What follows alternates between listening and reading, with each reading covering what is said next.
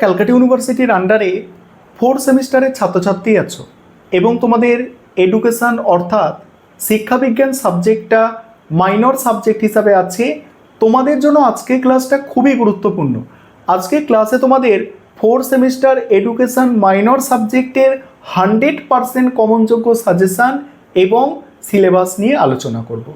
এবং তোমরা যারা ইংলিশ ভার্সানের স্টুডেন্ট আছো তোমরাও আজকে ক্লাসটা দেখো, কারণ সাজেশান এবং সিলেবাস দুটোই তোমরা বাংলার পাশাপাশি ইংলিশেও পেয়ে যাবে। আরেকটা বিষয় কি, তোমাদের জন্য সাজেশানটা আমি দুটো পার্টে ভাগ করে দিয়েছি, অর্থাৎ তোমরা যারা অনার্সের ছাত্রছাত্রী আছো তোমাদের জন্য আলাদা সাজেশান এবং তোমরা যারা এমডিসি কোর্সের ছাত্রছাত্রী আছো তোমাদের জন্য আলাদা সাজেশান। অর্থাৎ যাতে তোমরা পরীক্ষায় বেশি কমন পেতে পারো তার জন্য বিগত বছরের প্রশ্নপত্র এবং সিলেবাস বিশ্লেষণ করে তোমাদের সাজেশান পৃথক করা হয়েছে। চলো তোমরা সাজেশান এবং সিলেবাস বুঝে নাও। এবার তোমরা সম্পূর্ণ সাজেশান এবং সিলেবাসটা বুঝে নাও। দেখো, তোমাদের সুবিধার্থে আমি প্রথমেই বলেছি যে অনার্সের ছাত্রছাত্রীদের জন্য সাজেশানটা আমি আলাদা করেছি এবং এমডিসি কোর্সে তোমরা যারা আছো তোমাদের জন্য সাজেশানটা আমি আলাদা করেছি। অর্থাৎ তোমাদের যাদের অন্য কোনো সাবজেক্টে অনার্স আছে, শিক্ষাবিজ্ঞান সাবজেক্টটা মাইনর সাবজেক্ট হিসাবে আছে, তোমরা প্রথমে সাজেশানটা বুঝে নাও। এবং তোমাদের সিলেবাসের নাম তোমরা দেখছো, ফিলোসফিক্যাল ফাউন্ডেশন অফ এডুকেশান। এবারে দেখে নাও তোমরা ইউনিট 1 থেকে 10 নম্বরের যেসব প্রশ্ন করবে। প্রথম প্রশ্ন, শিক্ষা মনোবিজ্ঞান কি, এর প্রকৃতি ও পরিধি আলোচনা করো। পরের প্রশ্ন, শিখন কাকে বলে, শিখনের বৈশিষ্ট্যগুলি বিস্তারিত আলোচনা করো।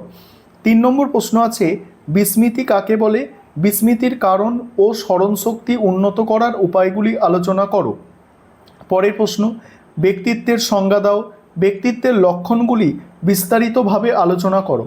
দেখো, যেগুলোই স্টার দিয়ে চিহ্নিত করা আছে এগুলো হচ্ছে একদম সবথেকে গুরুত্বপূর্ণ টপ মোস্ট ইম্পর্টেন্ট প্রশ্ন। তারপরে দেখে নাও, তারপরে কি আছে, তারপরে আছে শিক্ষকের জন্য শিক্ষা মনোবিজ্ঞানের জ্ঞান থাকা কেন প্রয়োজন তা আলোচনা করো। এবার প্রথম ইউনিট থেকে 5 নম্বরের জন্য যে প্রশ্নগুলো তৈরি করতে হবে, দেখো প্রথম প্রশ্ন, মনোবিজ্ঞানকে আচরণের বিজ্ঞান বলা হয় কেন। পরের প্রশ্ন, শিক্ষা মনোবিজ্ঞানের মধ্যে মূল পার্থক্যগুলি কী কী। নেক্সট আছে, মুখস্থ করার প্রক্রিয়াটি সংক্ষেপে লেখো। পরের প্রশ্ন, ব্যক্তিত্বের ধারণাটি স্পষ্ট করো। নেক্সট আছে, শিক্ষা মনোবিজ্ঞান কি একটি বিজ্ঞান, যুক্তিসহ লেখো। এবারে ইউনিট 2 থেকে তোমাদের যেগুলো করতে হবে বুঝে নাও।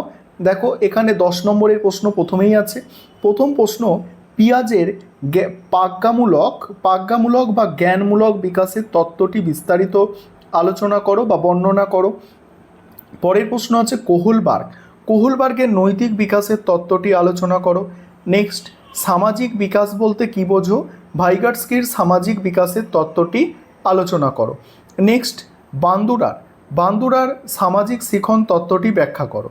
নেক্সট, পিয়াজের জ্ঞানমূলক বিকাশের তত্ত্বের শিক্ষাগত তাৎপর্য আলোচনা করো।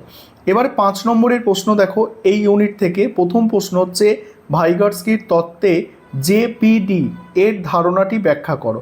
নেক্সট, এরিকসনের মনোসামাজিক বিকাশ তত্ত্বের যে কোনো দুটি স্তর আলোচনা করো। পরের প্রশ্ন, বান্দুরার শিখন তত্ত্বের মূল কথা সংক্ষেপে লেখো। নেক্সট, কোহলবার্গ ও পিয়াজের নৈতিক বিকাশের পার্থক্য লেখো। পরের প্রশ্ন কি আছে, পরের প্রশ্ন আছে, স্কিমা বলতে কি বোঝো।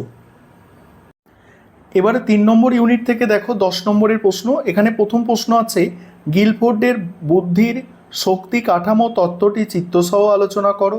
নেক্সট আছে, থর্নডাইকের বুদ্ধির বহু উপাদান তত্ত্বটি ব্যাখ্যা করো। নেক্সট, বুদ্ধির অভিজ্ঞার শ্রেণীবিভাগ করো এবং শিক্ষাক্ষেত্রে এর উপযোগিতা আলোচনা করো। নেক্সট আছে, দেখো পাক্ষবিক বুদ্ধি কি, পাক্ষবিক বুদ্ধির ধারণা ও বৈশিষ্ট্যগুলি বিস্তারিত আলোচনা করো। পরের প্রশ্ন, স্পিয়ারম্যানের বুদ্ধির দ্বি-উপাদান তত্ত্বটি লেখো এবং এর শিক্ষাগত তাৎপর্য উল্লেখ করো। এবার 5 নম্বরের প্রশ্ন এখান থেকে দেখো, বুদ্ধির সংজ্ঞা দাও এবং ইকিউ বলতে কী বোঝো। নেক্সট, স্পিয়ারম্যানের দ্বি-উপাদান তত্ত্বের মূল বৈশিষ্ট্য। নেক্সট, স্পিয়ারম্যান ও থর্নডাইকের বুদ্ধির তত্ত্বের পার্থক্য লেখো।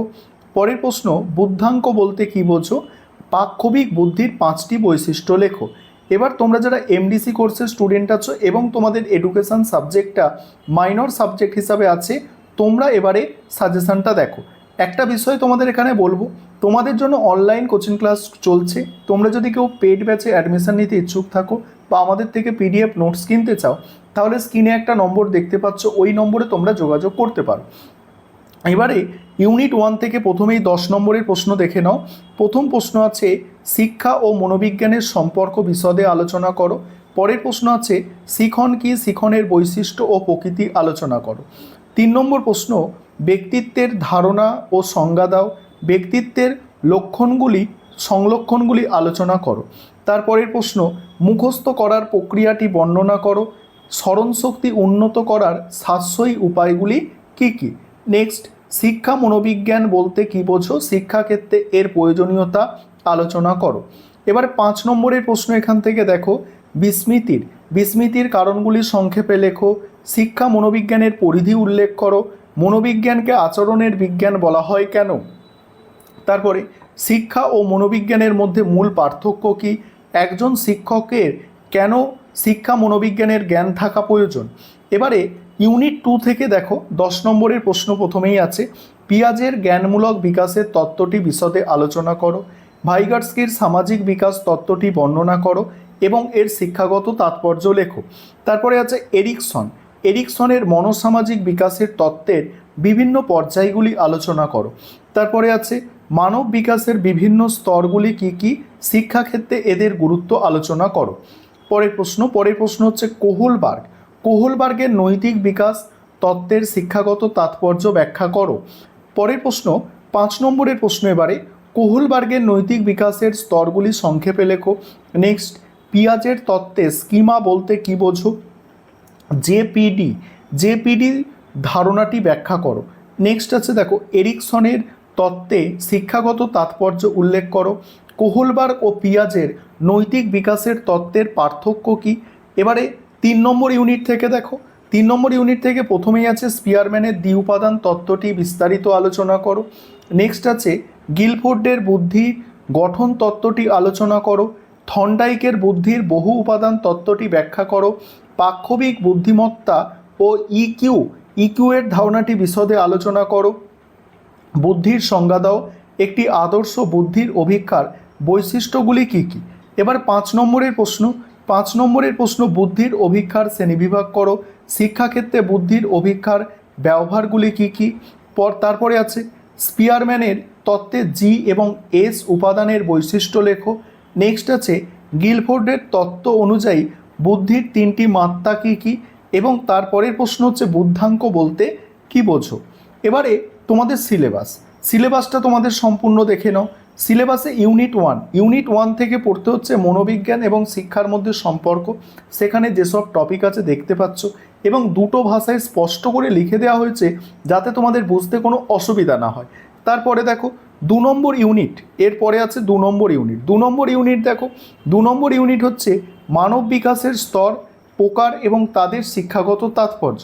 এই ইউনিট থেকে যেসব টপিক পড়তে হচ্ছে দেখে নাও, এই টপিকগুলো এখান থেকে পড়তে হচ্ছে। 3 নম্বর ইউনিট বুদ্ধি থেকে দেখো যে টপিকগুলো পড়তে হচ্ছে, আমি স্ক্রল করে যাচ্ছি, এই হচ্ছে তোমাদের সাজেশান এবং সিলেবাস।